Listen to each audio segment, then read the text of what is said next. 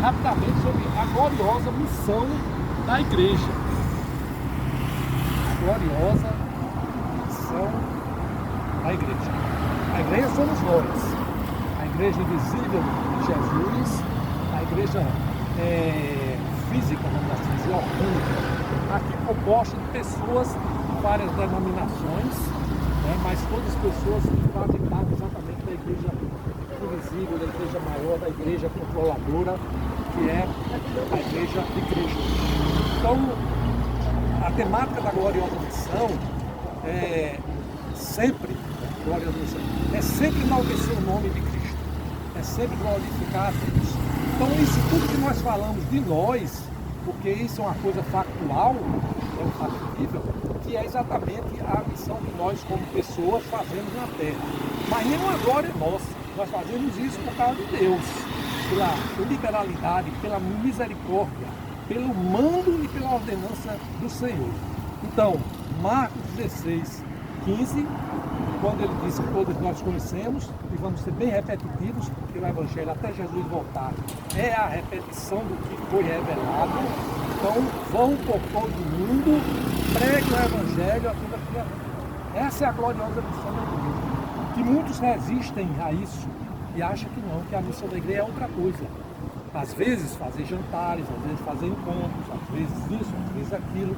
Né? Não estou dizendo que isso possa ser excluído, não vai ser incluído.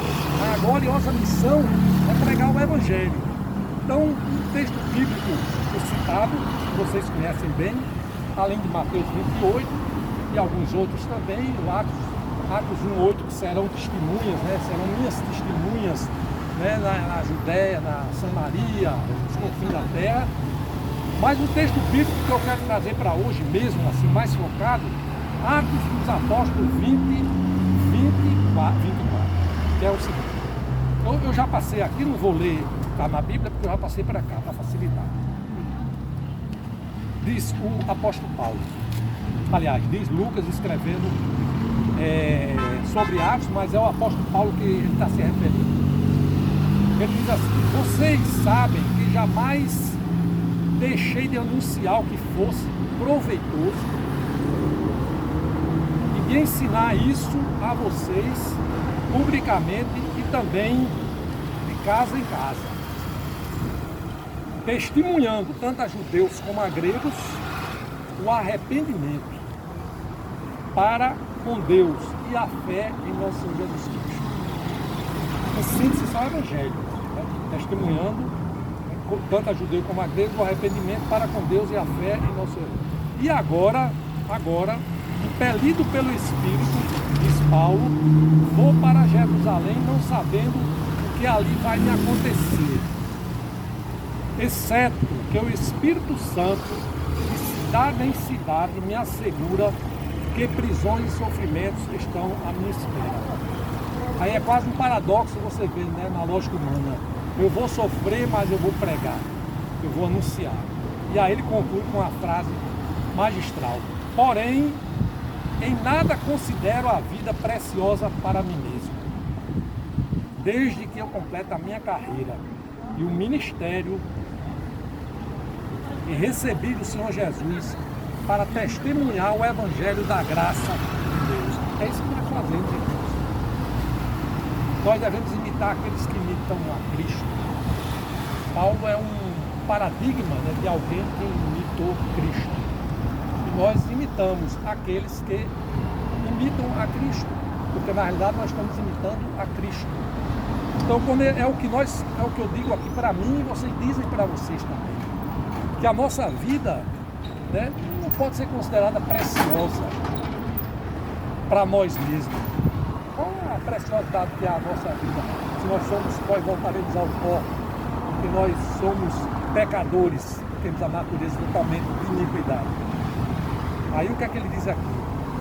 Desde que eu preciso completar a minha carreira e o ministério que recebi do Senhor Jesus, para quê?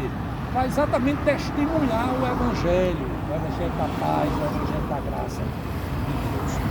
E por isso que ele diz em 1 Coríntios 9, 22b, fiz-me todo para com todos, fiz-me tudo para com todos, Ou seja, eu doei a minha vida no que eu pude doar. Claro, quem faz isso, o Espírito faz comigo. A fim de que, por todos os modos, salvar alguns. E é isso que nós vamos fazer, irmãos, essa exortação. Vamos salvar alguns. Precisamos salvar alguns. Esse é o nosso objetivo. Que nós pedimos a Deus. Oramos ao Senhor para que nós possamos salvar alguns. Pode ser um, pode ser dois, não importa. Essa conta não nos pertence. O que nos pertence é a obrigação de semear. É a obrigação de jogar a semente. É isso que eu sempre tive a convicção. E concluindo, eu posso dizer o seguinte: a mesma emoção que eu tinha lá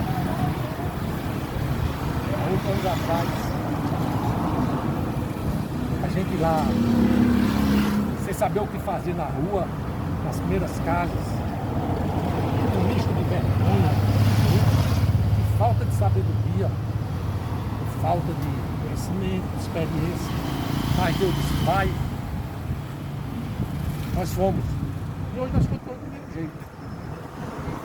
Medo, vergonha, sem sabedoria, sem conhecimento, mas a gente tem a certeza que o Espírito Santo cuida. E aquilo que Deus sempre disse: deixa que eu vou falar, vou colocar na sua boca, Moisés, as palavras necessárias, as palavras que são as palavras justas, né? Então não precisamos, né, ficar preocupados nesse sentido. O que nós precisamos é fazer. Nós precisamos é nos dispor a fazer o que Deus manda. Obrigado, Senhor, por isso tudo. Amém. Glória a Deus.